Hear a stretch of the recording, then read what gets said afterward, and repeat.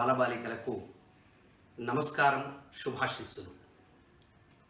పిల్లలు బాగున్నారు కదా? ఈరోజు మనం తెలుగు పాఠం చదువుకుందాం. పాఠం నేర్చుకోవడానికి ముందు పిల్లలు,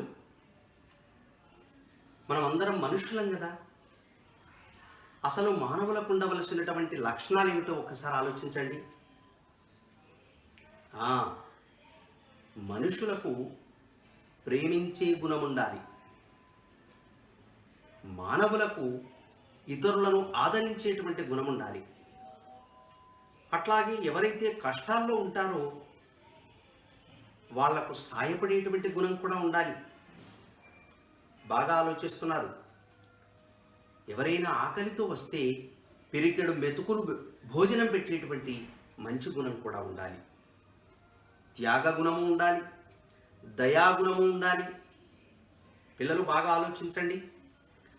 ఈ భూమి మీద కేవలం మనమే కాదు, మన చుట్టూ అనేక జీవరాశులు బతుకుతున్నాయి. వాటన్నింటి పట్ల మనకు దయాస్వభావం కూడా ఉండాలి. మనుషులకు ఉండవలసినటువంటి గొప్ప గుణాల గురించి బాగా ఆలోచించారు. ఇప్పుడు ఒక చిత్రం ఇస్తాను, ఒక బొమ్మని ఇస్తాను, చూడండి. ఈ బొమ్మలో ఏమున్నదో ఆలోచించండి. మనకు పండుగలు పబ్బాలు వచ్చినాయి అంటే జానపద గాయకులు మన ఇళ్లలోకి వస్తారు, వచ్చి కథలు పాటలు పాడుతూ ఉంటారు. అట్లా గంగిరెద్దుల కళాకారుడికి ధాన్యాన్ని దానం చేస్తున్నారు. అలాగే మరొక రెండు బొమ్మలు ఉన్నాయి. ఇక్కడ రెండు చిత్రాలు చూడండి. ఈ మొదటి బొమ్మలో గుడికొచ్చినటువంటి ఒకానొక మహిళ ఏం దానం చేస్తుందో చూడండి. డబ్బులను దానం చేస్తూ ఉన్నది.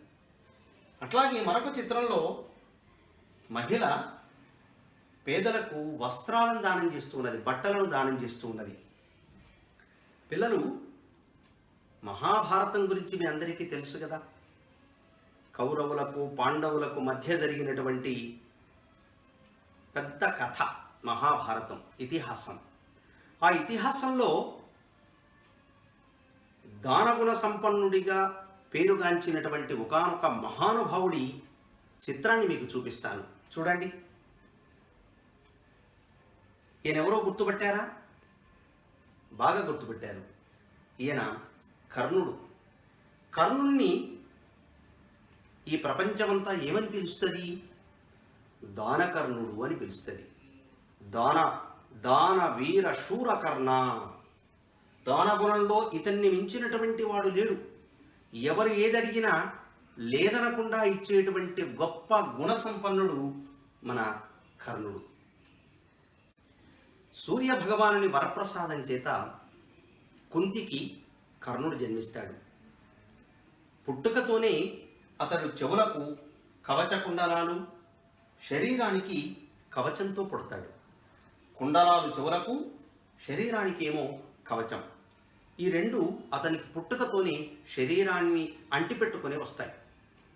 ఆ రెండు అతన్ని కాపాడేటువంటి రక్షణ కవచాలు.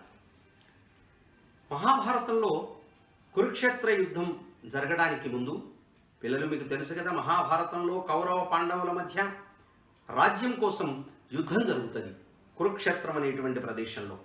దాన్ని కురుక్షేత్ర మహాసంగ్రామం అంటారు.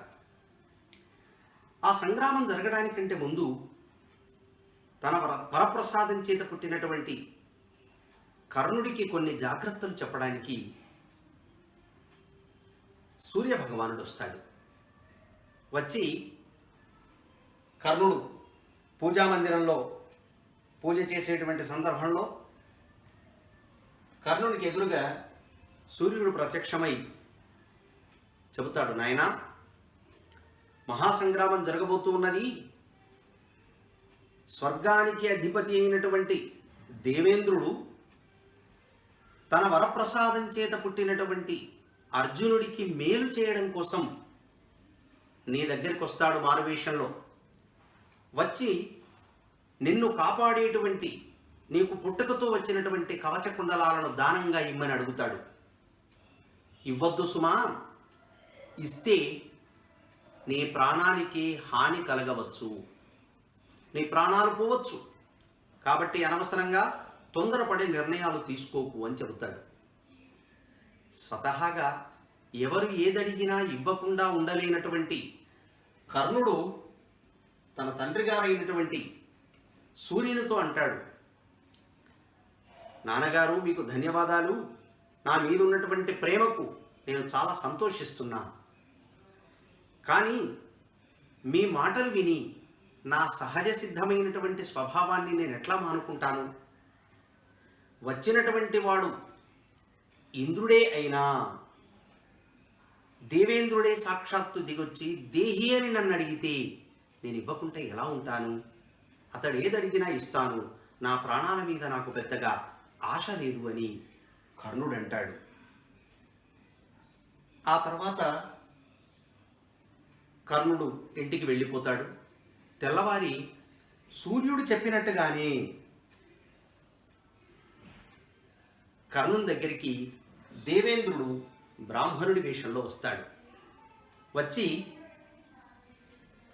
తనకున్నటువంటి కవచ కుండలాలను దానంగా ఇమ్మని అడుగుతాడు. కర్ణుడికి ఎట్లాగూ ఈ విషయం ముందే తెలుసు కాబట్టి అతన్ని గౌరవించి అతడు అడిగినట్లుగానే, అతడు కోరినట్లుగానే తన శరీరానికి ఉన్నటువంటి కవచ కుండలాలను ఒలిచి బలవంతంగా తీసి దేవేంద్రుడి చేతిలో పెడతాడు. ఇప్పుడు చెప్పండి పిల్లలు, తన ప్రాణానికి హాని కలుగుతుంది అని తెలిసినప్పటికీ కర్ణుడు తనకు పుట్టుకతో వచ్చినటువంటి కవచ కుండలాలను తీసి దేవేంద్రుడికి అప్పగించాడంటే అతడు ఎంత గొప్ప దాన గుణ సంపద కలిగినటువంటి వాడో మీరు ఆలోచించండి. అలాంటి కర్ణుడే కాదు, మనకు పురాణాలను ఇతిహాసాలను గనక పరిశీలిస్తే గొప్ప గుణాలు కలిగినటువంటి పురాణ పురుషులు మనకు కనిపిస్తారు. ఒకసారి ఆలోచించండి పిల్లలు, ఇంకా ఎవరైనా గుర్తుకొస్తారో మీకు? చూడండి, ఇక్కడ 2 చిత్రాలు ఉన్నాయి. మొదటి చిత్రంలో రంతిదేవుడు తన దగ్గర ఏది ఉన్నా ఆకలితో వచ్చినటువంటి వాళ్లకు లేదు అనకుండా ఉన్నది మొత్తం కూడా పెట్టేటువంటి స్వభావం కలిగినటువంటి వాడు. తాను పస్తులున్నా పర్వాలేదు కానీ తన దగ్గర ఉన్నటువంటిది ఎవరడిగినా కానీ లేదనకుండా ఇచ్చేటువంటి స్వభావం కలిగిన వాడు. మనుషులే కాదు, జీవరాశులు కూడా ఇక్కడ మీకు కనిపిస్తున్నాయి. రంతిదేవుడు గొప్ప దయామయుడు. అలాగే మరో చిత్రం చూడండి, శివచక్రవర్తి గొప్ప రాజు. ఈయన దగ్గరికి అగ్నిదేవుడు, ఇంద్రుడు, పావురము డేగ రూపంలో వస్తారు. వచ్చి, డేగ, పావురం నా ఆహారం, సృష్టికి విరుద్ధంగా దాన్ని మీరు కాపాడుతున్నారు, దాన్ని వదిలిపెడితే నేను భక్షిస్తాను, నా కడుపు నింపుకుంటాను అని అడుగుతుంది. తన దగ్గరికి వచ్చి ప్రాణాలు కాపాడమని శరణు చొచ్చినటువంటి పావురాన్ని ఇవ్వనంటాడు శివచక్రవర్తి. అట్లయితే పావురం ఎత్తు తూగేటువంటి మాంసాన్ని ఇస్తే నేను స్వీకరిస్తాను అనగానే శివచక్రవర్తి తన శరీరంలోని మాంసాన్ని కోసి తక్కెడలో వేసి ఒకవైపు పావురాన్ని పెట్టి పావురం ఎత్తుకు సరితూగేటువంటి తన మాంసాన్ని కోసి వేస్తూ ఉంటాడు. అట్లా చివరికి ఎంత మాంసం కోసి వేసిన పావురం ఉన్నటువంటి తక్కడ 2 సమానం కాకపోయేసరికి చివరికి తానే కూర్చుంటాడు. అట్లా త్యాగ గుణంలో తన గురించి ఆలోచించకుండా తాను నమ్మినటువంటి సిద్ధాంతం కోసం, తనిచ్చినటువంటి మాట కోసం కట్టుబడి ఉండేటువంటి మహానుభావుడిగా మనకు పురాణాలలో మనకు శివచక్రవర్తి కనిపిస్తాడు. పిల్లలు, ఇట్లా దానగుణము కలిగినటువంటి వారు, దయాగుణము కలిగినటువంటి వారు, త్యాగగుణం కలిగినటువంటి వారు మనకు పురాణాలలో చాలామంది కనిపిస్తారు. వారి కోవకు చెందినటువంటి మరొక్క మహానుభావుడి గురించి మనం ఈరోజు చదువుకుందామా మరి? సరే, చూడండి, ప్రహ్లాదుని గురించి మీకు తెలుసు. ప్రహ్లాదునికి మనమడు, విరోచనునికి కొడుకు బలిచక్రవర్తి. ప్రహ్లాదుని కొడుకు విరోచనుడు, విరోచనుని కొడుకు బలిచక్రవర్తి. బలిచక్రవర్తి రాక్షస రాజు, గొప్ప శక్తియుక్తులు కలిగినటువంటి వాడు. చూడండి, ఈ చిత్రంలో బలికి సంబంధించినటువంటి ఊహా చిత్రం. ఈ బలి చక్రవర్తి యొక్క ప్రత్యేకత ఏమిటి తెలుసా పిల్లలు? బలి చక్రవర్తి రాక్షసుల రాజు. అతడి కన్ను దేవలోకం మీద పడుతుంది. స్వర్గలోకాన్ని ఆక్రమించుకోవాలి. స్వర్గాన్ని ఆక్రమించుకోవాలి అంటే దేవేంద్రుని యుద్ధంలో ఓడించాలి. దేవేంద్రుణ్ణి ఓడించి స్వర్గలోకానికి రాజవుతాడు మన బలి చక్రవర్తి. మరి స్వర్గంలో ఎవరుంటారు? దేవతలుంటారు. అయితే ఎప్పుడైతే రాక్షసరాజు అయినటువంటి బలి చక్రవర్తి స్వర్గానికి రాజవుతాడో దేవేంద్రునితో సహా చాలామంది దేవుళ్ళు పారిపోతారు. పిల్లలు మీకు తెలుసు కదా, దేవతలకు రాక్షసులకు ఎప్పుడు పొసగదు. మనం ఏ కథలో చదివినా కానీ దేవతలు రాక్షసుల మధ్య యుద్ధం జరగడమే మనం చదువుతాము, వింటాము, చిత్రాల్లో చూస్తాం. కానీ వాళ్ళు కలిసి ఉన్నటువంటి సందర్భాలు చాలా తక్కువ.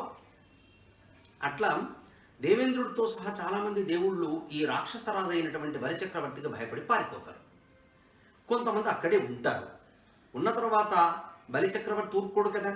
బలిచక్రవర్తి పెట్టేటువంటి బాధలన్నింటినీ కూడా, ఎట్లాగూ దేవతలంటే వివక్షే ఉంటుంది, ఆ బాధలన్నింటినీ అనుభవిస్తూ వాళ్ళు ఒకానొక సందర్భంలో భరించలేక ఈ దేవుళ్ళందరూ కలిసి శ్రీమన్నారాయణుడి దగ్గరికి పోతారు. శ్రీ మహావిష్ణువు దగ్గరికి వెళ్తారు. ఇక్కడ చూడండి, శ్రీ మహావిష్ణువు, అతని ముందు అనేక దేవుళ్ళు. వాళ్ళందరూ కూడా శ్రీ మహావిష్ణువును మొరబెట్టుకుంటారు. మహాప్రభో, రాక్షసరాజు అయినటువంటి బలిచక్రవర్తి బారి నుండి మమ్మల్ని కాపాడండి. ఆ అసుర చక్రవర్తి స్వర్గాన్ని బలవంతంగా ఆక్రమించుకొని మమ్మల్ని నానా బాధలు పెడుతున్నాడు. బలి బారి నుండి మమ్మల్ని కాపాడండి మొర్రో అని వేడుకుంటారు వీళ్ళందరూ. వేడుకుంటే అప్పుడు శ్రీ మహావిష్ణువు దేవతలతో అంటాడట, ఒకానొక రోజు నేను భూమండలం మీద అవతరిస్తాను. అవతరించి బలిచక్రవర్తి బారి నుండి మిమ్మల్ని అందరినీ కాపాడుతాను.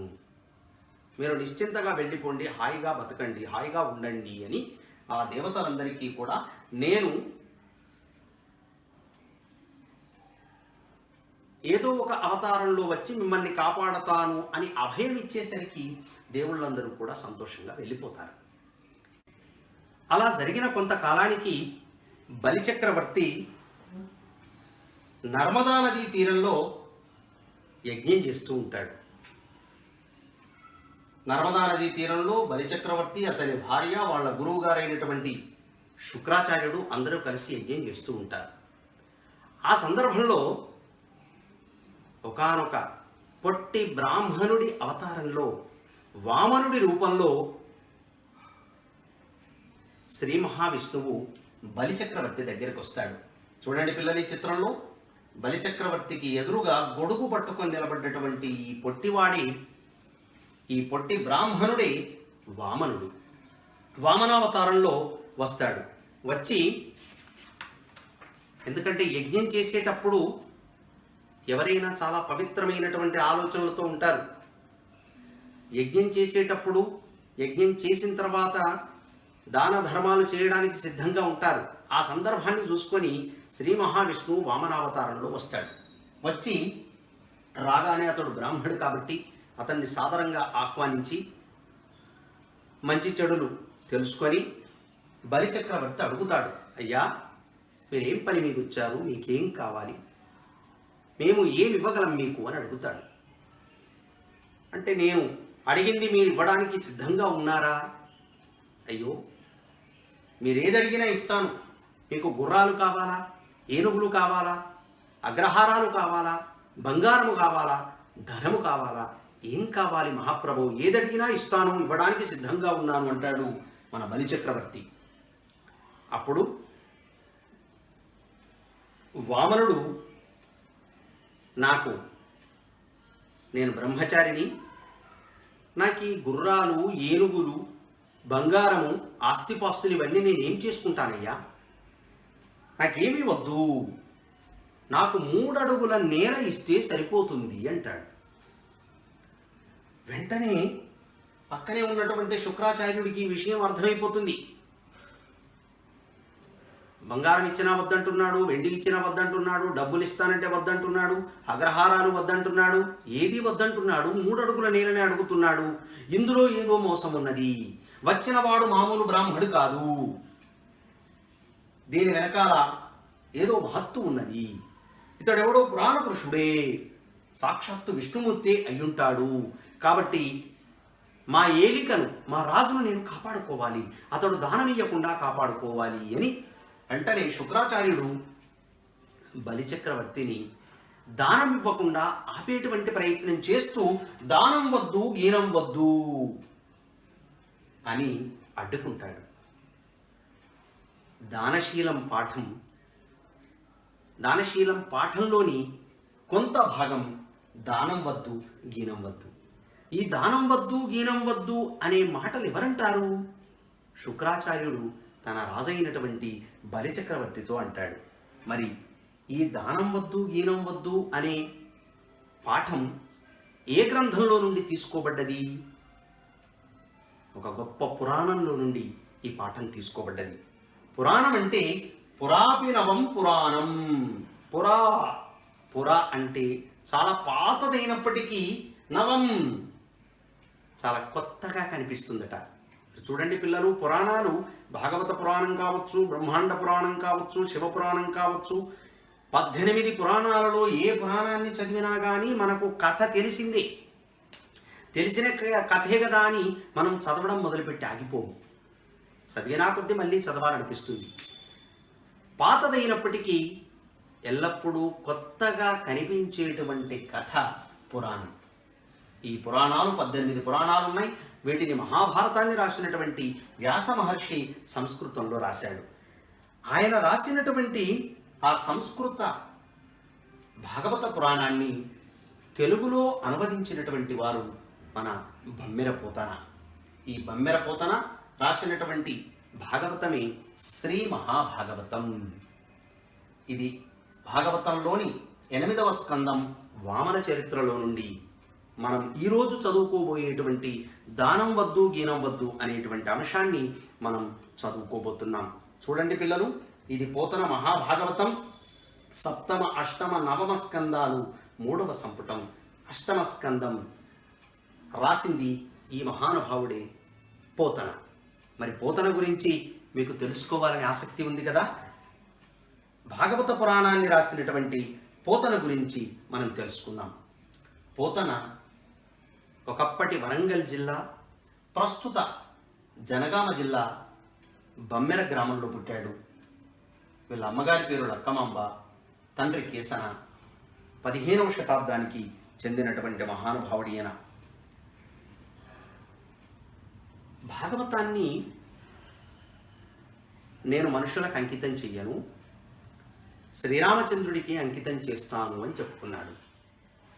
పలికెడిది భాగవతమట, పలికించు విభుండు రామభద్రుండట, నే పలికిన భవహరమగునట, పలికెదవే 2 గాథ పలుకగనీలా.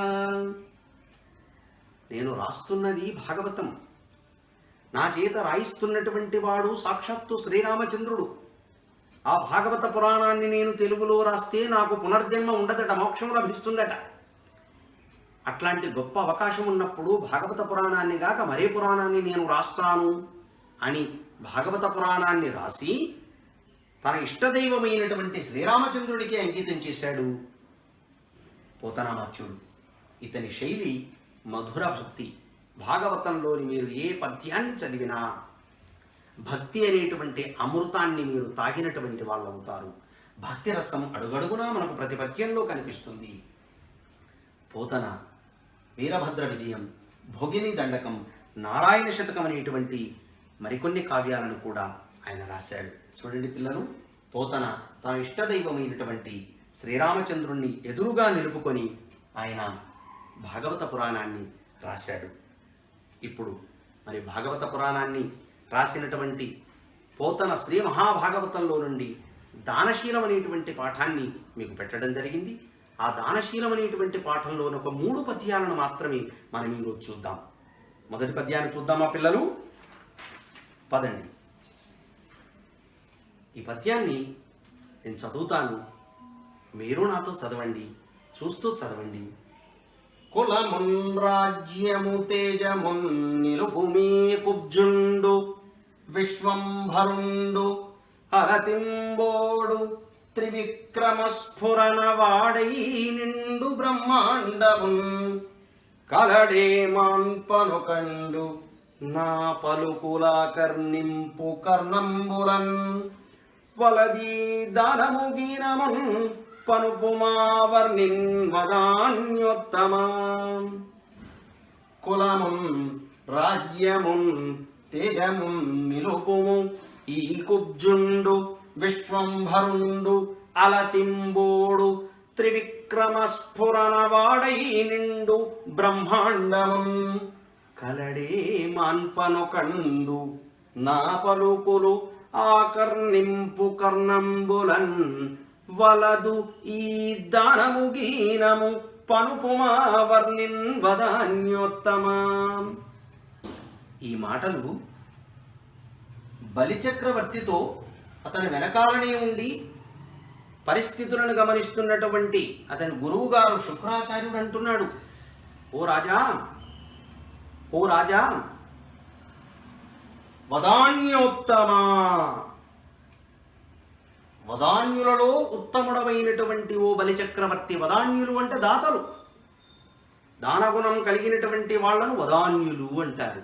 వదాన్యులలో ఉత్తముడిట. ఎవరు ఏదడిగినా లేదనకుండా ఇచ్చేటువంటి గొప్ప గుణం కలిగినటువంటి ఓ బలిచక్రవర్తి, నువ్వు గనక 3 అడుగుల నీళ్లను ఆ వామనుడు కోరినట్టుగా దానంగా ఇస్తే తీరని నష్టం కలుగుతుంది. నువ్వు పేదవాడివైపోతావు, నీ సమస్తాన్ని కూడా అతడు హరిస్తాడు. రాజనేటువంటి వాడు కులమున్ తన వంశాన్ని, రాజ్యమున్ తన రాజ్యాన్ని, తేజమున్ తన బలపరాక్రమాలను, తన శౌర్య సంపదను నిలుపుము కాపాడుకోవాలి. నువ్వేం చేయాలి? ముందు నీ గురించి ఆలోచించుకోవాలని, నీ కులస్తులను, నీ వంశానికి సంబంధించినటువంటి వాళ్ళను కాపాడుకో, నీ రాజ్యాన్ని సంరక్షించుకో, నీ తేజస్సును, నీ బలపరాక్రమాలను కాపాడుకో.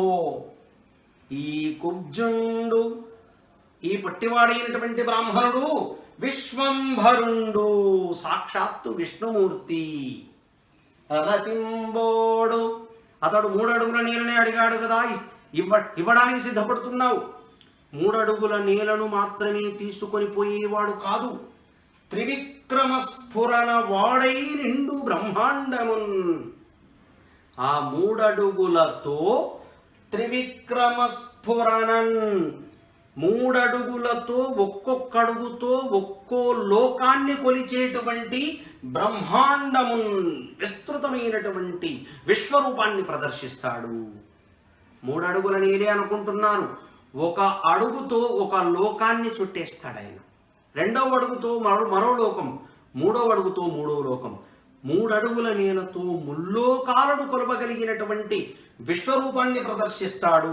ఆ సందర్భంలో కలడే మాన్పన్ ఒకండు, అంతటి మహాతేజస్సుతో కూడినటువంటి విశ్వరూపాన్ని ప్రదర్శించేటువంటి సందర్భంలో ఆ సాక్షాత్తు విష్ణుమూర్తిని ఆపగలిగినటువంటి వాడు ఒక్కడు కూడా ఉండడు. ఓ రాజా, నా పలుకుల్, నేను చెబుతున్నటువంటి మాటలను కర్ణంబులన్, చెవులతో కాస్త వినవయ్యా, ఆకర్ణింపు. నేను చెబుతున్నటువంటి మంచి మాటలు కాస్త శ్రద్ధగా విను. వలదీ దానము గీనమున్, ఈ దానం వద్దు, గీనం వద్దు. వర్ణిన్, ఆ బ్రహ్మచారిని పనుపుమా, పంపించేసి ఇక్కడ నుండి. ఈ దానం వద్దు, ఏమీ వద్దు. ఓ రాజా, నీ వంశాన్ని, నీ రాజ్యాన్ని, నీ తేజస్సును నువ్వు కాపాడుకో. ఈ వచ్చినటువంటి పొట్టివాడు సాక్షాత్తు విష్ణుమూర్తి. వాడు 3 అడుగుల నీళ్లను తీసుకుని పోయేవాడు కాదు, 3 అడుగులతో ముల్లోకాలను కొలిచేటువంటి త్రివిక్రమ రూపాన్ని సంతరించుకుంటాడు. ఆ సందర్భంలో ఎవరు అతన్ని అడ్డుకోలేరు, ఆపలేరు. నా మాటలు వినవయ్యా, కాస్త ఆలకించవయ్యా. ఈ దానం వద్దు, గీనం వద్దు, ఆ బ్రహ్మచారి కంచెలు పంపించేసేయి అంటాడు. అప్పుడు చూడండి పిల్లలు, శుక్రాచార్యుడు చెప్పినటువంటి మాటల్లోని భావం. అడగడానికి వచ్చినటువంటి పొట్టి బ్రాహ్మడు బలిచక్రవర్తి కనుక 3 అడుగుల నేలనిస్తే 3 అడుగులతో ఇలా ముల్లోకాలను ఆక్రమించేటువంటి గొప్ప రూపాన్ని అతడు సంతరించుకుంటాడు, విశ్వరూపాన్ని ప్రదర్శిస్తాడు. ఆ సందర్భంలో ఎవరు అతన్ని ఆపలేరు అని చెబుతాడు. అట్లా చెప్పినప్పుడు మన బలిచక్రవర్తి గురువుగారితో కళ్ళు మూసుకొని ఒక్క క్షణం ఆలోచించి అంటాడు, అయ్యా గురువర్యా, మీరు చెప్పినటువంటిది నిజమే, మీరు చెప్పినటువంటి మాటల్లో అర్థం ఉన్నది. గృహస్థుల యొక్క ధర్మం కూడా అదే. మనిషి పుట్టింది మొదలు చచ్చేలోపు 4 ఆశ్రమాలు ఉంటాయి. బ్రహ్మచర్యాశ్రమం వివాహానికంటే ముందు దశ, గృహస్థాశ్రమం దాన ధర్మాలు చేసి వివాహం చేసుకొని భార్యతో కలిసి దాన ధర్మాలు చేసేటువంటి దశ, 3వది వానప్రస్థాశ్రమం అన్ని రకాల బరువు బాధ్యతలన్నింటినీ కూడా తీర్చుకునేటువంటి దశ, 4వది సన్యాసాశ్రమం ఈ ఇహలోకంలో లభించినటువంటి సుఖాలన్నింటినీ కూడా వదిలిపెట్టి మోక్షం కోసం దైవ ప్రార్థనలో లీనమయ్యి తపస్సు చేసుకునేటువంటి దశ. బలిచక్రవర్తి అంటాడు, మీరు చెబుతున్నటువంటి మాటలో నిజమున్నది. గృహస్థుల యొక్క ధర్మం కూడా అదే. గృహస్థుడు అనేటువంటి వాడు తన వంశాన్ని, తన రాజ్యాన్ని, తన పరాక్రమాలను కాపాడుకోవాలి.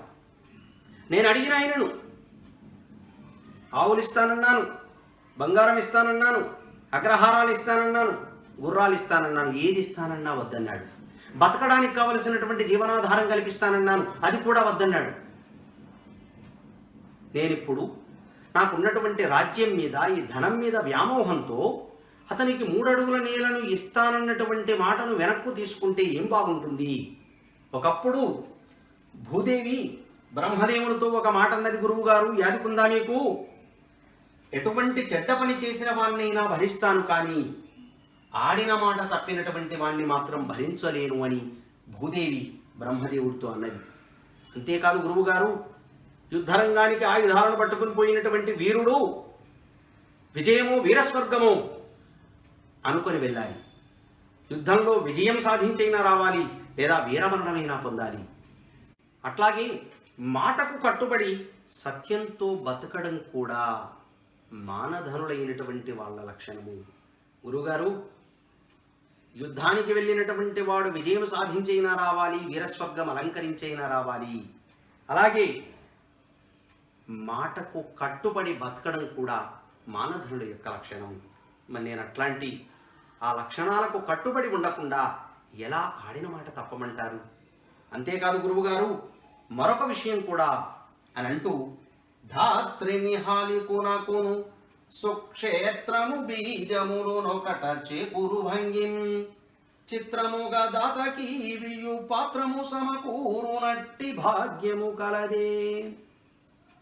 ధాత్రిని హాలికునకును సుక్షేత్రము బీజములు ఒకట చేకూరు భంగిం చిత్రముగా దాతకు ఈవియు పాత్రము సమకూరునట్టి భాగ్యము కలదే.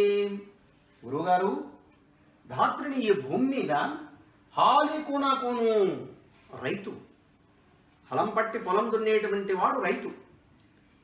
గురుగారు, ఈ భూమి మీద రైతుకు సుక్షేత్రము మంచి నేల, సారవంతమైన నేల, బీజములు మంచి విత్తనాలు, నకిలీవి కానటువంటి విత్తనాలు, ఒకట చేకూరు భంగిం ఒకేసారి లభించవు. రైతు అనేవాడికి సారవంతమైన నేల ఉంటే మంచి విత్తనాలు దొరకవు, మంచి విత్తనాలు దొరికితే సారవంతమైనటువంటి నేల లభించదు. కాబట్టి గురువుగారు,